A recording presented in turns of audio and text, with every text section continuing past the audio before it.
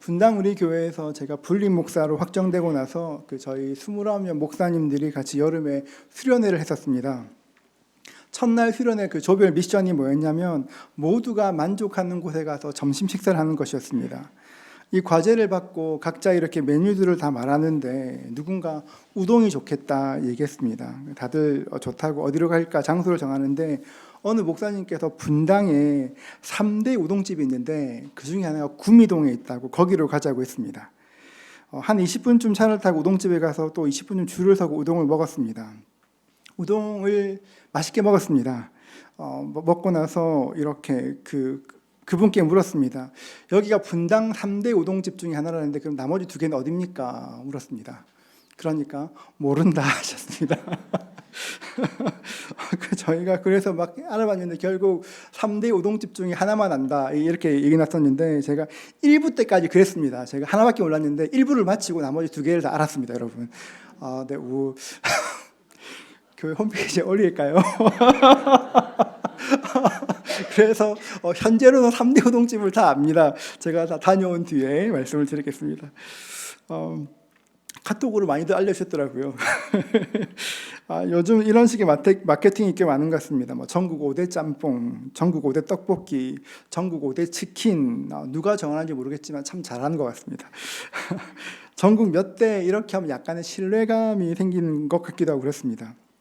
오늘 말씀은 성경에 나오는 3대 찬양에 대한 것입니다. 여러분, 성경에 나온 3대 찬양도 하나만 알고 나머지 모르는 것 아니냐 하시겠지만 압니다, 여러분. 이게 다 압니다. 3개가 다 기록되어 있습니다. 초대교회 때부터 공인되어 온 3 찬양이 있습니다. 모두가 다 누가복음 말씀에 나오는 찬양들인데요. 각각의 이름들이 있습니다. 첫 번째 찬양이 오늘 설교 제목이기도 한 마그니피카트 이런 말씀입니다. 누가복음 1장 46절부터 56절에 나오는 말씀인데요. 한글로는 마리아의 찬가 이렇게 말합니다. 46절에 내 영혼이 주를 찬양하며, 이 구절이 라틴어로 매그니피카트 아니마 메 도미니움 이런 말입니다. 이번 주 주보 읽으시고 약간 놀라셨죠? 제목이 뭔가 라틴어였습니다, 여러분. 네. 이 구절의 제일 앞단어를 따서 마그니피카트라고 부릅니다.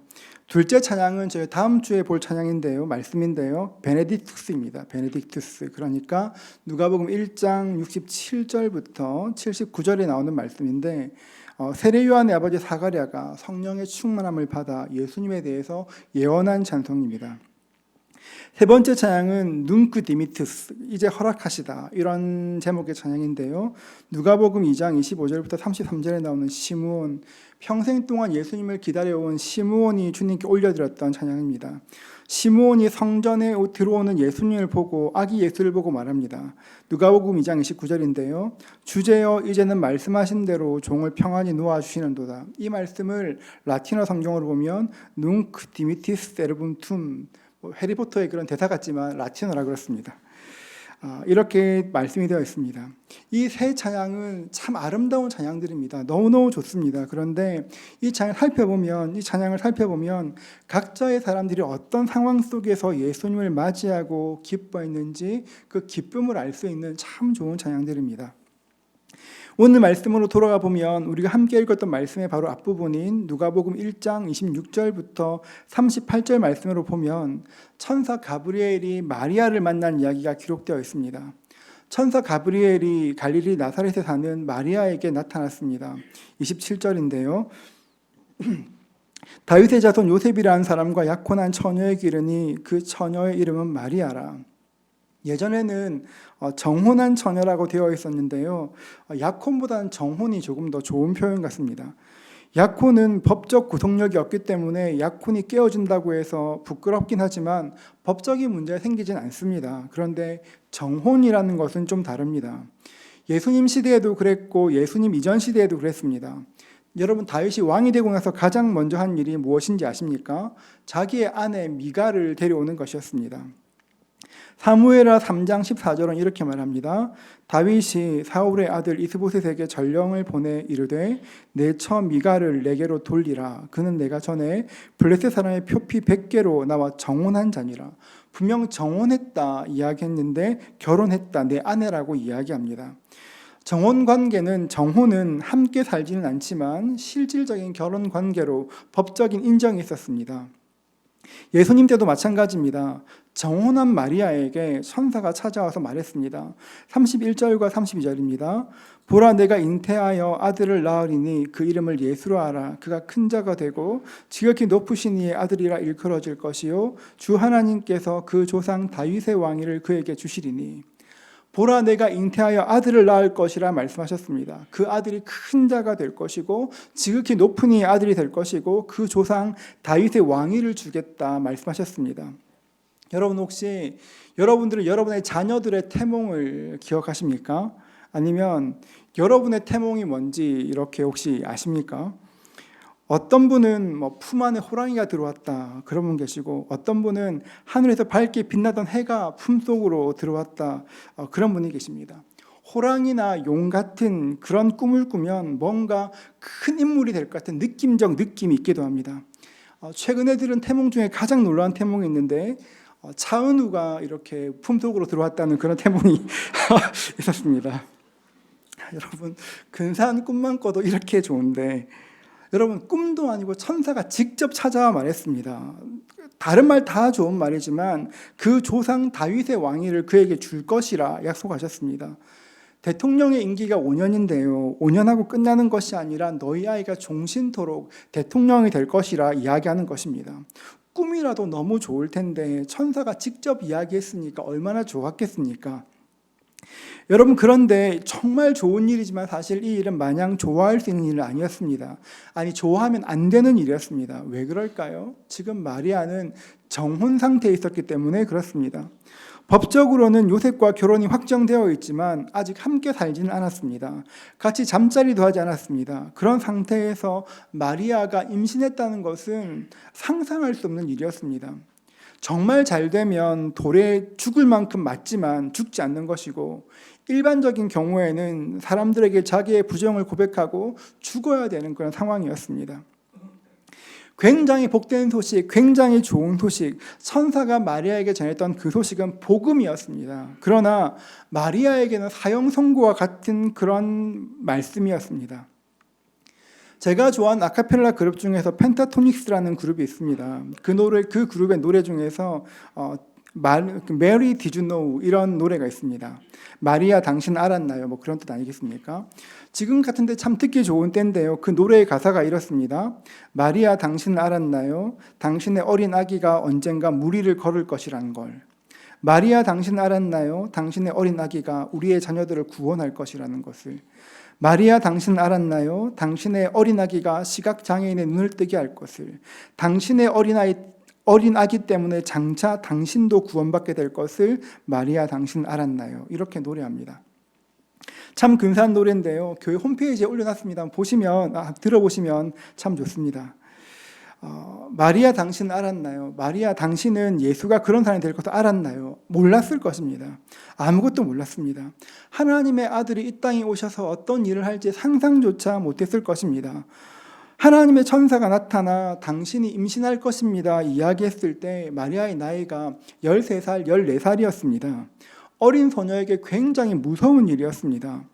아무 정신이 없었을지도 모르겠습니다. 그런데 그 소녀가 믿음으로 고백합니다.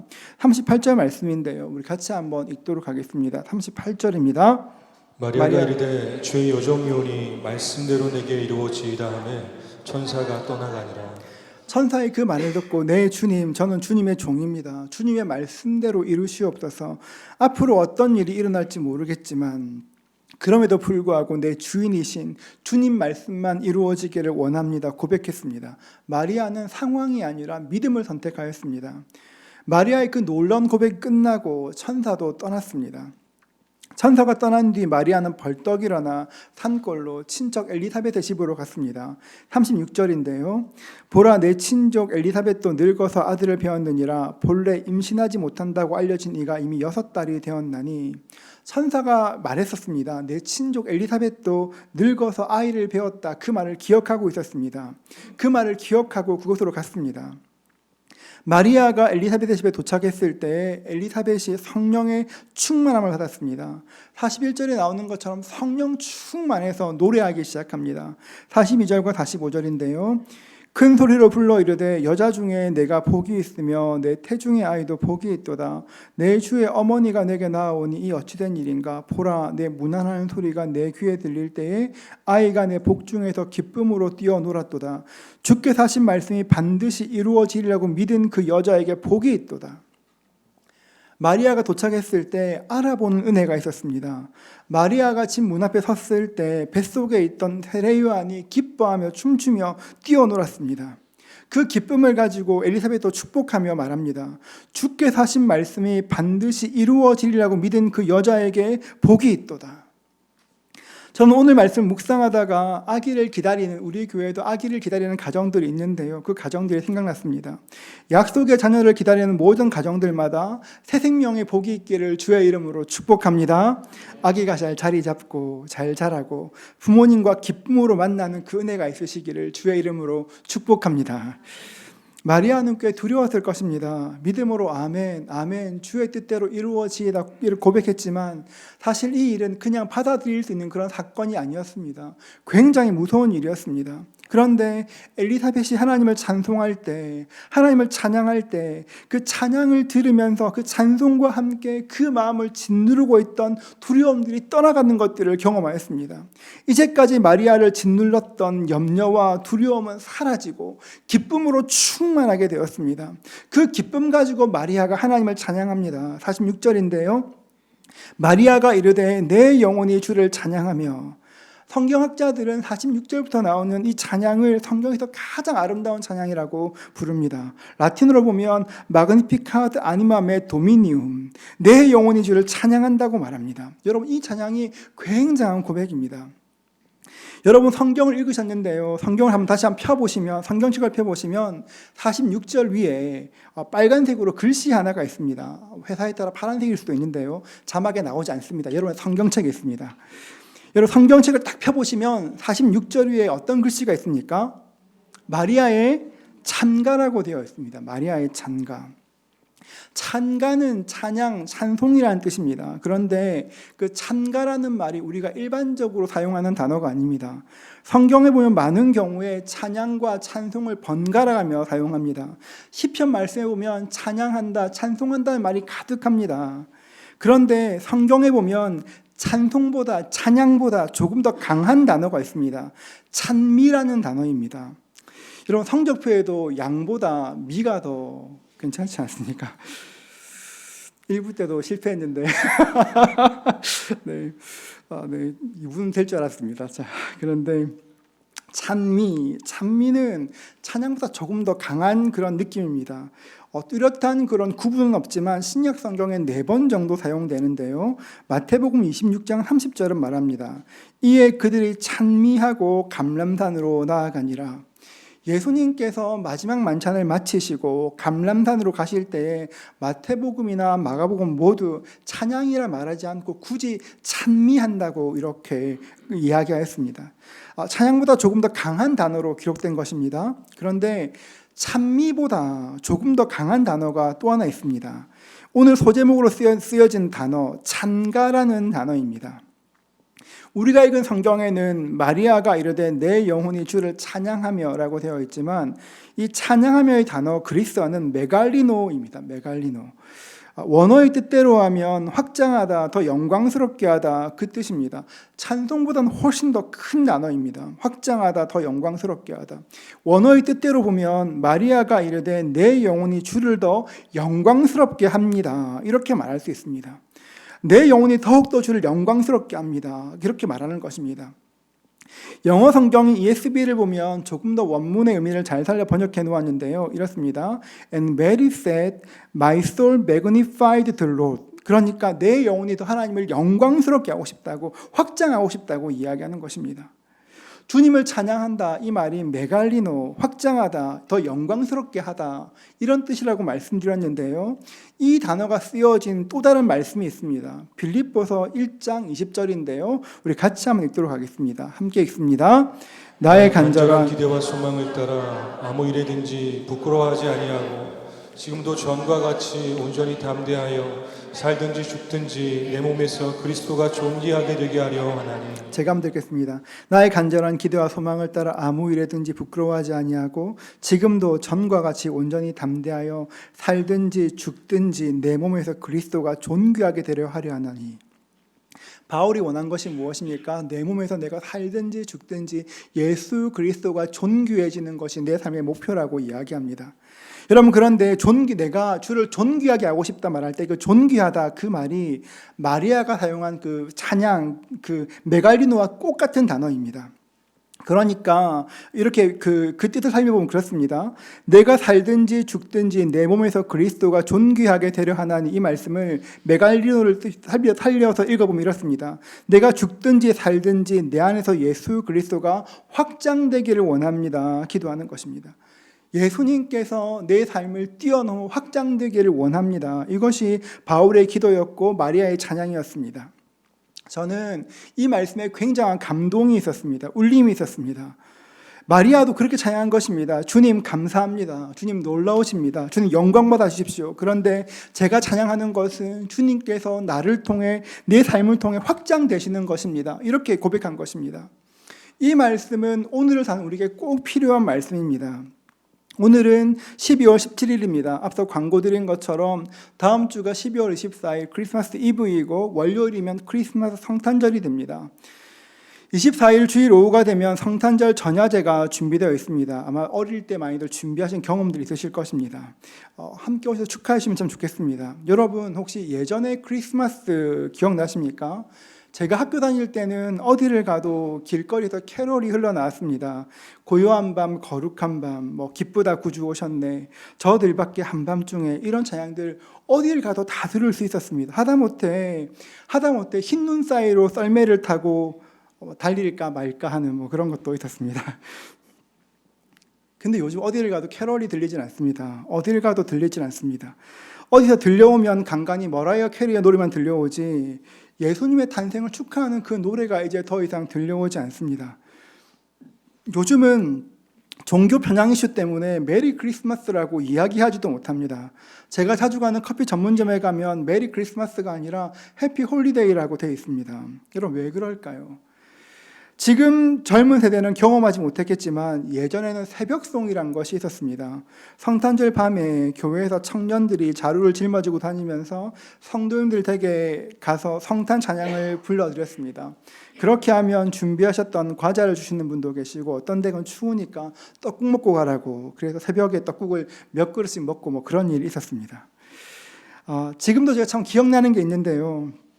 저희 교회 성도님이 아파트 402호에 사셨습니다. 저희가 402호에서 그 문 앞에서 이렇게 막 찬양을 하고 노래를 불렀습니다. 그런데 노래가 끝났는데 403호 문이 열렸습니다.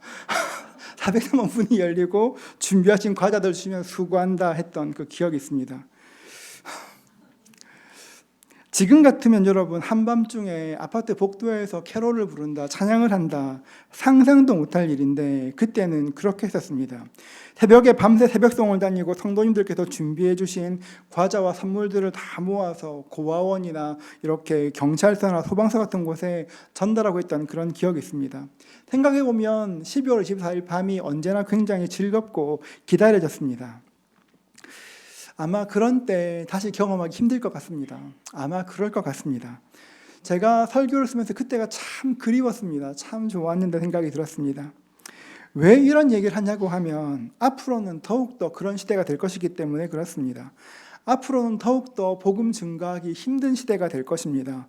예전에는 노방전도도 괜찮았습니다. 노방전도를 받고 교회 오시는 분도 더러 계셨습니다. 사람들에게 복음 증거하는 거 좀 부끄럽긴 해도 괜찮았습니다.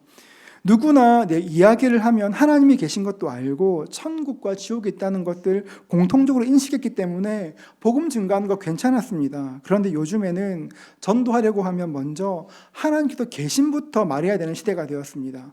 천국과 지옥 믿지 않습니다. 신화처럼 생각합니다. 여러분, 그런데 진짜 그렇지 않습니다. 하나님도 계시고 천국도 있고 지옥도 있습니다. 성경에 나오는 것들은 상상이나 신화가 아니라 실제로 있는 것들입니다.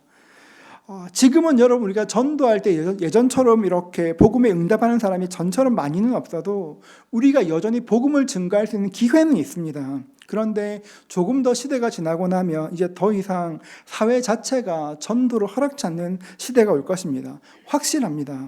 200년 전에 유럽 교회가 그런 일을 겪었고 150년 전에 캐나다 교회가 그런 일을 겪었고 미국이 그런 일을 겪어왔습니다. 이제 우리나라에도 그 흐름들은 분명해질 것입니다. 피할 수 없는 흐름입니다. 이것은 세속주의의 전형적인 흐름입니다. 그렇지만 동시에 여러분 아셔야 될 것은 세속주의만의 흐름이 아니라 요한계시록에서 말하는 것이기도 합니다. 요한계시록에 보면 장차 될 일들을 이야기하는데 장차 그런 일이 있을 것이라 이야기합니다. 우리가 사는 시대가 그렇습니다. 그런 시대를 사는 우리가 복음을 증거하는 것이 점점 제한되어가는 이 시대를 사는 우리가 어떻게 해야 합니까? 그렇기 때문에 우리도 마리아처럼 고백해야 되는 것입니다. 주님 찬송 받으시옵소서. 이 말을 바꾸어서 주님 내 삶을 통해서 확장되어 주시옵소서. 내 안에 계신 예수님께서 나를 넘어 드러날 수 있도록 은혜를 더하여 주시옵소서. 나와 함께 하시는 거룩한 주님께서 나를 뛰어넘어 복음의 영향력으로 우리가 있는 바로 이곳에 임하여 주시옵소서. 하나님께 기도해야 하는 것입니다. 마리아는 뱃속에 있는 아기 예수를 느끼면서 실제로 느끼면서 더욱더 간절히 기도했을 것입니다. 주님, 제가 주님을 위해 살고 싶습니다. 주님, 내 삶이 나에서 끝나는 것이 아니라 나의 지경을 뛰어넘어 일하시는 그 주의 역사를 보고 싶습니다. 간절한 마음의 소원이 있었을 것입니다. 여러분, 복된 성탄절을 지나고 있습니다. 이제 성탄절 시즌을 지나고 있는데요. 여러분, 성탄절 때 기뻐하시고 즐거워하셨으면 좋겠습니다. 성탄절 때문에 예수 때문에 여러분 굉장히 기분 좋고 좋은 일들이 많이 있었으면 좋겠습니다. 그러나 여러분 또 하나 간절히 기도해야 될 것이 있는데요. 우리가 간절히 기도해야 될 것이 있다면 주님, 이 성탄절에 우리를 통해서 구주 예수 그리스도가 드러날 수 있도록 은혜를 도하여 주시옵소서. 내 삶을 통해서 내 가정에, 내 직장에, 내가 있는 곳에 예수가 누구인지 드러낼 수 있도록 은혜를 달라고 구해야 하는 것이 성탄의 근본 정신이고 마리아의 찬양이 되는 것입니다. 여러분, 이것은 해가 갈수록 더욱더 중요해질 것이고 더욱더 급박한 일로 변하게 될 것입니다. 주 예수를 보게 되었습니다. 주 예수의 영광스러움을 보게 되었습니다. 여러분, 예수의 영광스러움을 보게 되면, 주의 그 광대하심을 보게 되면 어떤 일이 일어난지 아십니까? 48절에 이런 일이 일어납니다. 그의 여종의 비천함을 돌보셨음이라. 보라, 이제 후로는 만세의 날을 복이 있다 일컬으리로다. 마리아는 주의 영광 보기를 소원하였고 자신을 통해서 주의 복음 드러나기를 간절히 기도하였습니다. 그랬더니만 곧 보게 된 것이 무엇입니까? 나의 비천함이었습니다. 하나님의 위대하심을 노래했더니만 뜻밖에도 자신의 비천함이 보였습니다. 이 비천함, 세상 모든 사람에게는 비천함이 있습니다. 예수님께서 태어나셨을 때 유다는 철저한 계급 사회였습니다. 그러니까 이름만 들으면 우리가 옛날에 뭐 소똥이 개똥이 언년이 하는 것처럼 이름만 들으면 대충 어느 계급인지 알 수 있습니다. 마리아, 요즘에 꽤 괜찮은 이름처럼 들리지만 당시에는 미리엄, 그 이름만 들어도 별로 이렇게 저 사람은 높은 계급이 아니야 알 수 있었습니다. 그러니까 더더욱 마리아는 비천함이 와닿았을지도 모르겠습니다. 여러분, 그런데 그 비천함이라는 것이 단순히 경제적인 것이거나 사회적인 것들로만 평가되는 것이 아닙니다. 그렇지 않습니다. 그 비천함이라는 것은 지금 내가 느끼고 있는 심리적인 것일 수도 있고 우리가 과거에 경험했던 특별한 아픔이 될 수도 있습니다. 지금 내가 경험하고 있는 답답함이 될 수도 있고 우리에게 특별히 그런 모습은 없다고 해도 우리를 비천하게 하는, 우리를 낮추는 상황이 있을 수도 있을 것입니다. 누구에게도 드러낼 수 없는 그런 비천함이 있을 수 있습니다. 그러나 여러분, 우리에게 비천한 요소가 없다면, 나에게 비천함을 느끼게 하는 상황이 없다면, 참 싫은 것이지만 그런 상황이 없다면 어쩌면 우리는 우리를 돌보신 하나님을 만날 수 있는 기회가 훨씬 더 적어질 수도 있습니다. 오히려 그 비천함 때문에 주님께 더 가까이 나갈 수도 있습니다. 우리의 그 비천함이 우리를 겸손하게 하고 우리를 하나님 앞으로 이끌어 나가는 것입니다. 고린도전서 1장 26절과 9절인데요. 좀 길지만 우리 같이 한번 읽도록 하겠습니다. 함께 읽겠습니다. 형제들아, 너희를 부르심을 보라. 육체를 따라 지혜로운 자가 많지 아니하며 능한 자가 많지 아니하며 물번 좋은 자가 많지 아니하도다. 그러나 하나님께서 세상에 미련한 것들을 택하사 지혜 있는 자들을 부끄럽게 하려 하시고 세상에 약한 것들을 택하사 강한 것들을 부끄럽게 하려 하시며 하나님께서 세상에 천한 것들과 멸시받는 것들과 없는 것들을 택하사 있는 것들을 폐하려 하시나니 이는 아무 육체도 하나님 앞에서 자랑하지 못하게 하려 하십니다. 아멘. 여러분 그렇습니다. 하나님은 미련한 것을 택하셔서 지혜 있는 것들을 부끄럽게 하시고 약한 것들을 택하사 강한 것들을 부끄럽게 하시고 세상에 천한 것들과 멸시받는 것들과 없는 것들을 택하사 있는 것들을 폐하시는 그 이유가 무엇입니까? 아무 육체도 주 앞에 자랑할 수 없도록 만들기 위해서 그런 것입니다. 여러분, 우리는 스스로 부유하다, 괜찮다, 그렇게 생각해서 하나님을 의지하지 않는 사람이 아니라 가난한 마음으로 주 앞에 나아갈 수 있어야 합니다. 여러분, 그렇기 때문에 주님의 영광의 빛으로 들여다보기 시작하면 나에게 있는 그 비천함이 비천함으로 끝나지 않습니다. 주의 영광으로 바라보기 시작하면 나에게 있는 그 비천함, 아니 그 걸림돌, 그 비천함이 내 인생의 걸림돌인 줄 알았는데 주의 빛으로 보니까 그 걸림돌이 걸림돌이 아니라 디딤돌이었구나를 알게 되는 것입니다. 내 삶을 발목 잡는 건 줄 알았는데 예수의 영광의 빛으로 보니까 그 걸림돌 때문에 내가 여기까지 왔구나 알 수 있게 되는 것입니다. 여러분, 그래서 마리아가 노래하는 것입니다. 48절을 보면 그의 여종의 비천함을 돌보셨음이라. 보라, 이제 후로는 그다음 어떻게 기록되어 있나요? 만세의 날을 복이 있다. 비천한 줄 알았습니다. 그런데 그 비천함 때문에 여러분이 어떤 사람이 되는 것입니까? 만세의 내가 복 있는 사람으로 바뀌게 되는 것입니다. 여러분, 저는 여러분들께 그 비천함들을, 여러분의 그 걸림돌들을 디딤돌로 바꾸고 볼 수 있는 그 새로운 눈이 있기를 주의 이름으로 축복합니다. 여러분, 예수의 빛 가운데 볼 수 있는 것입니다. 세상의 눈으로 볼 수 있는 것이 아니라 세상의 눈으로 보면 여전히 비천하고 어려운 것처럼 보이지만 예수의 눈으로 보면 그 비천함 때문에 내가 주 앞에 가까이 나오고 그 비천함 때문에 더 가까이 갈 수 있고 내가 더 괜찮은 사람으로 변해가는 것들을 볼 수 있는 것입니다. 여러분, 그것이 예수 안에 있는 사람의 복입니다. 하나만 더 보면 49절과 50절은 이렇게 말합니다. 능하신 이가 큰 일을 내게 행하셨으니 그의 이름이 거룩하시며 긍휼하심이 두려워하는 자에게 대대로 이르는도다. 마리아가 어떻게 고백합니까? 능하신 이가 큰 일을 행하셨다 고백합니다.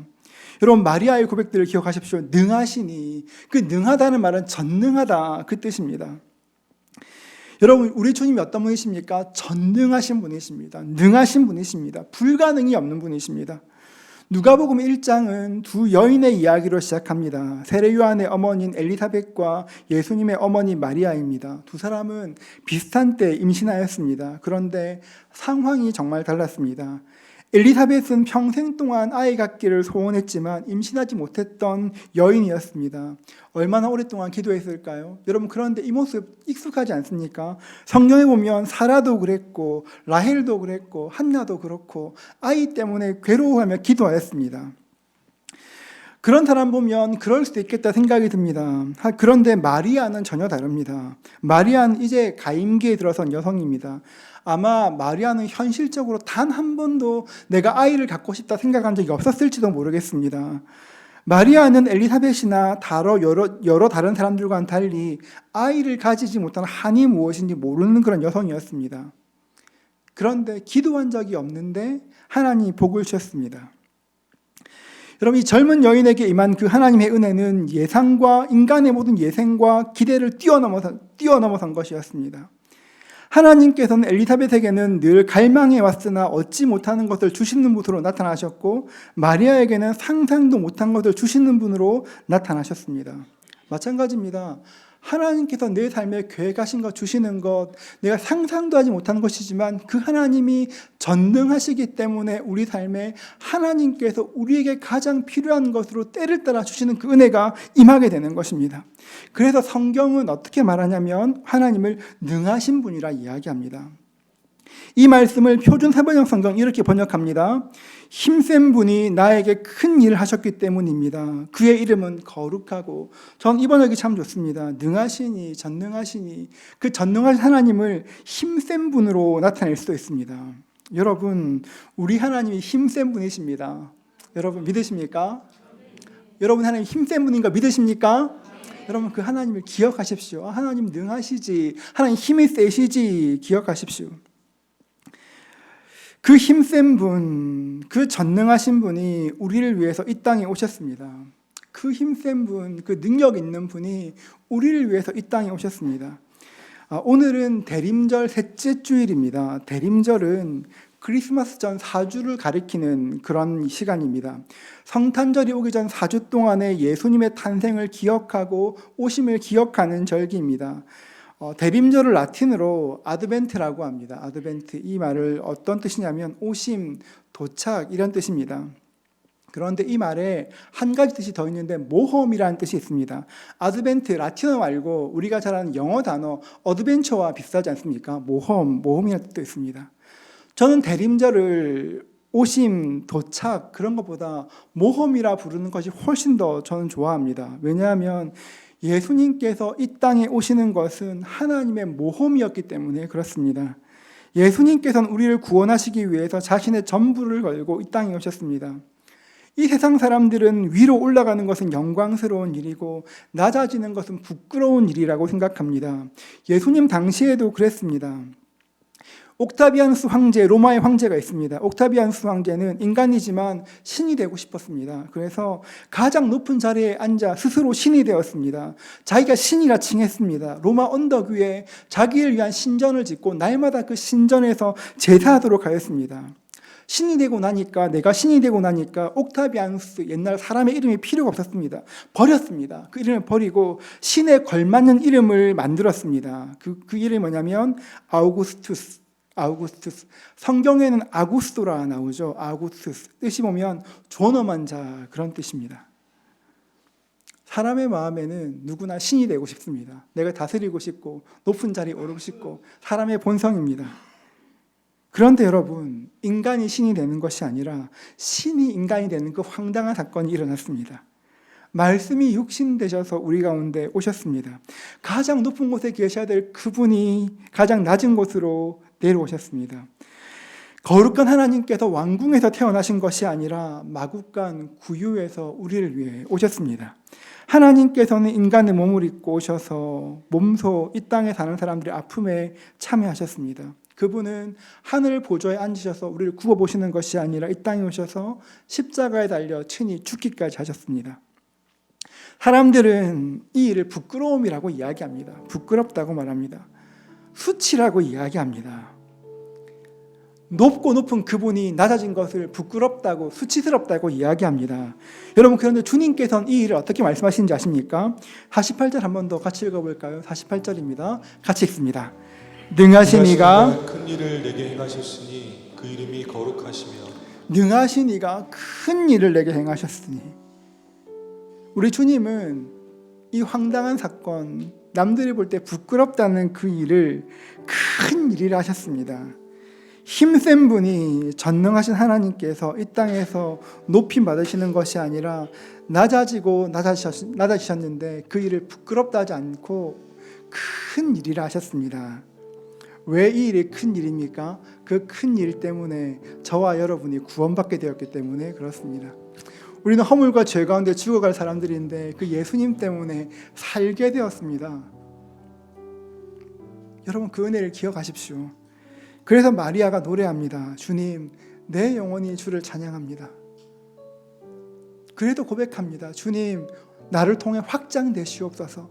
더 많이 드러나 주시옵소서. 좁고 좁은 내 안에 머무시는 것이 아니라 확장되셔서 주님, 사람들에게 예수를 보이시옵소서 간절히 기도하게 되는 것입니다. 여러분, 이 시대가 예수를 환영하지 않는 시대입니다. 성탄절입니다. 어떻게 해야 예수를 드러낼 수 있을까요? 어떻게 할 수 있을까요? 여러분, 예수를 환영하지 않는 이 시대에 어떻게 주님을 드러낼 수 있을까요? 앞으로 더욱더 안 좋아질 것인데 하나님께 엎드려 기도하십시오. 주님, 내가 있는 가정에서 어떻게 해야 이 성탄의 기쁨을 드러낼 수 있겠습니까? 내 직장에서 어떻게 해야 내가 예수 그리스도를 드러낼 수 있겠습니까? 여러분, 빼빼로 데이만 못한 것이 성탄절 아니겠습니까? 여러분에게 성탄절은 어떤 날입니까? 예수님을 드러내십시오. 어떤 방법일지 모르나 주님, 내 삶을 통해 주님 드러나 주시옵소서. 고백할 때 여러분들을 통해서 마리아의 노래가 삶으로 임하게 될 것입니다. 무엇보다 능하신 이가 내 삶에 큰 일 행하셨음을 자랑하십시오. 그럴 때 주님께서 우리 삶을 축복하시고 내 삶 가운데 거하시는 것들을 경험하게 될 것입니다. 이 은혜 누리시는 복된 성탄 되시기를 주의 이름으로 축복합니다.